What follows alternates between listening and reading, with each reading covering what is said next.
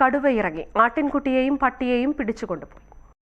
ചാലിയാർ പഞ്ചായത്തിലെ അളക്കൽ വിജയപുരം സ്വദേശി തീപ്പൊരിയിൽ ബേബിയുടെ ആട്ടിൻകുട്ടിയെയാണ് കഴിഞ്ഞ ദിവസം രാത്രി 8 മണിയോടെ ആട്ടിൻകൂട് പൊളിച്ച് 10 കിലോയോളം തൂക്കമുള്ള ആട്ടിൻകുട്ടിയെ പിടിച്ചുകൊണ്ടുപോയതെന്ന് ബേബി പറഞ്ഞു.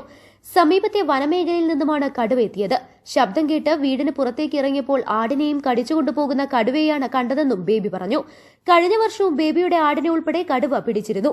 എന്നാൽ കടുവ കൊന്ന ആടിനെ വനം വകുപ്പ് ഇതുവരെ നഷ്ടപരിഹാരം നൽകിയിട്ടില്ല.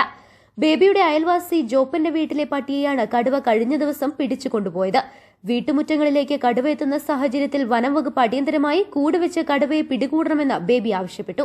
കഴിഞ്ഞ ദിവസം രാത്രി ഇങ്ങനെ കടുവ വന്ന് കൂട് 8 മണി സമയത്ത് വന്ന് കൂട് പൊളിച്ച് ആടിനെ കൊണ്ടുപോയി. ഇരുമ്പൂടാണ്, അതിൻ്റെ അടിയിൽ തൈതലാണ് ഇട്ടിരിക്കുന്നത്. തൈതലിൻ്റെ അടി വലിച്ചു പൊളിച്ചിട്ട് ഒരു 10 കിലോ ഉള്ള ഒരു ആടിനെ എടുത്തുകൊണ്ട് പോയി. ചാടി പോകുന്ന ഞങ്ങൾ 8 മണി സമയത്ത് പുറത്തിരിക്കുമ്പോൾ കണ്ടാണ്. ആട് കാറിന് കേട്ടാണ് ഞങ്ങൾ നോക്കുന്നത്.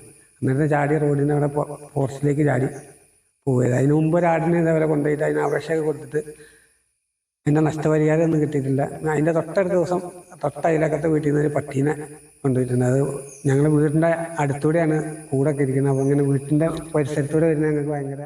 News bureau, Nilambur. Teddy Baby Diaper and Pants made for Indian baby body type.